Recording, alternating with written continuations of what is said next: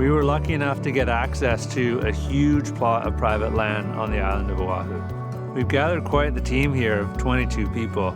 It's a mix of filmmakers, 9 riders, and 4 dedicated trail builders.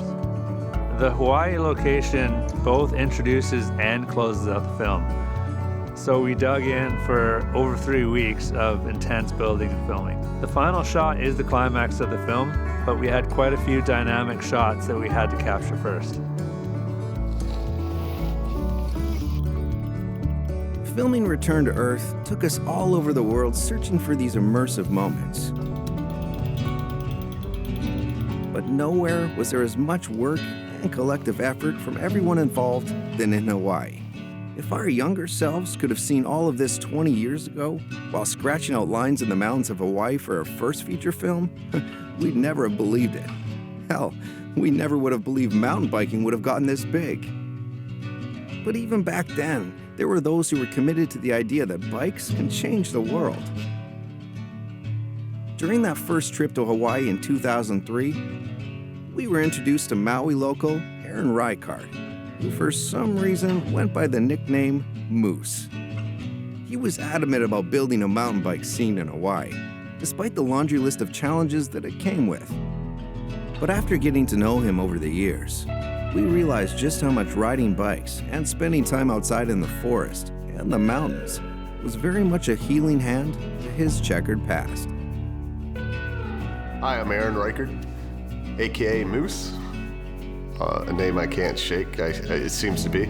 I would be the last one up on the trail, and as we were descending, I would usually be the first one down. They would hear me coming through the woods, gah, gah, gah. They'd be like, it sounded like a moose coming through the woods. So I'm originally from the East Coast, bounced around pretty early part of my life. I think my dad was running from something. We ended up in Baltimore, and I was a bad kid, so left home early on, almost 16, and ended up running the streets of Baltimore. That's how it went for a number of years. A drug-induced drunken stupor, after one too many times in jail, and life just flashing between my eyes. That wasn't me, and I was gonna die. Proceeded to get another DUI, and in that DUI, I managed to hit a park ranger with my pickup truck. So I was charged with attempted murder on a federal officer with a deadly weapon. So therefore, I had some time to think. I was locked up. I was introduced to a 12-step program, which drastically revolutionized my thinking, my emotional, and my physical being.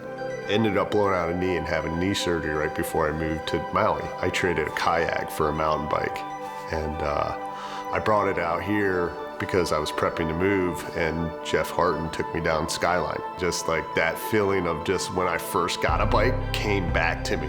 That freeing feeling and connecting with the earth. I fell in love, like head over heels, more than a love like I'd felt in a long time.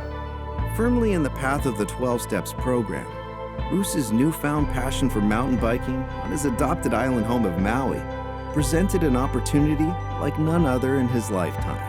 He sought to build the first real mountain bike scene in Hawaii that would allow others to enjoy the life-affirming experiences on a bike that he had felt himself. That started by getting some trails going. In the beginnings, it was more with the little crew and the statement, no dig, no ride. I still love that statement. We can do our digging in our own ways if you don't have time to get out there in the earth. You can dig out of your pocket. You can dig some of your time to some of the local agencies to advocate. And so mine started right in the core bit of throwing dirt and just building janky stuff. It was super cool because it allowed me to express my creativity. And once you build a trail and you get to ride it and connect with it, it's like really satisfying. The mountain bike scene needed a focal point, so it wasn't long before Moose got a job working at a bike shop, and later starting his own. But not before he formed the island's first nonprofit club dedicated to mountain biking. I mean, you can sort of definitely learn from somebody like that who's got a bit of a storied past, what ultimately feels right when you're giving back to people. And this is his way now in mountain biking to give to the community. You don't just show up and dig those trails. You show up laying the groundwork with the people and the giving and winning them over that way.